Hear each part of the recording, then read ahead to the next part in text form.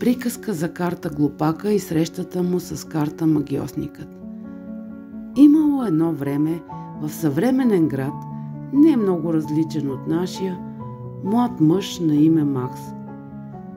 Той беше един от тези, които не се спираха да търсят нещо ново и неизпитано, без да обръщат внимание на последствията. Всеки ден се сблъскваше с нови предизвикателства, но не винаги с успех. Макс не беше глупав, просто беше твърде доверчив и нетърпелив.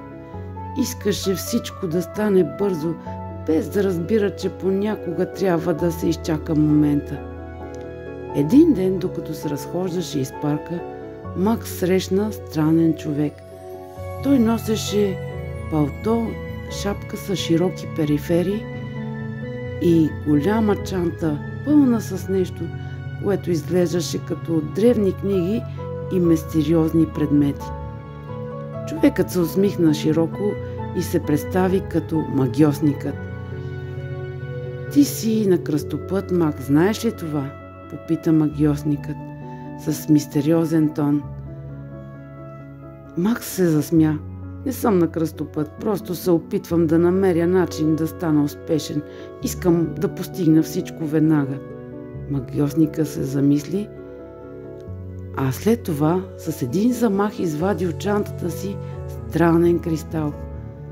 "Този кристал е твой, той има силата да изпълнява желания, но само ако разбереш как да го използваш правилно. Ще ти покажа как." Макс пое кристала с нетърпение, но без да се замисля. "Трябва ли да кажа някакво заклинание?" попита той. "Не", отговори магиосника. "Трябва да осъзнаеш, че не можеш да получаваш всичко наготово. Това, което търсиш, е в теб самия." Макс не разбираше съвсем, но все пак реши да изпробва силата на кристала. Пожела си моментално богатство и успех в работата си. Изведнъж около него се разрази буря, а след това всичко затихна. Кристалът изчезна, а той се озова в малък затънтен офис, заобиколен от хора, които изглеждаха като стари приятели.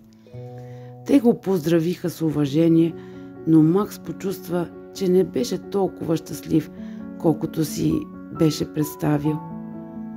"Не е това, което исках", промълви той. "Искам да бъда истински успешен." "Истински успех идва, когато се научиш да се наслаждаваш на процеса, а не на края", каза магиосника, който се появи внезапно до него. "Сега, Макс, трябва да се научиш да изслушваш себе си. Всеки избор, който правиш, е част от твоето пътуване. Не се заблуждавай, че трябва да бързаш. Мъдростта идва с времето и преживяванията." Макс започна да разбира. Той се завърна в своя свят, но с ново разбиране.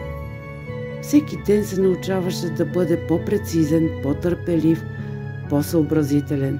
Той разбра, че успехът не е нещо, което може да бъде постигнато бързо и лесно. Той идва с усилия, но и с вяра в процеса.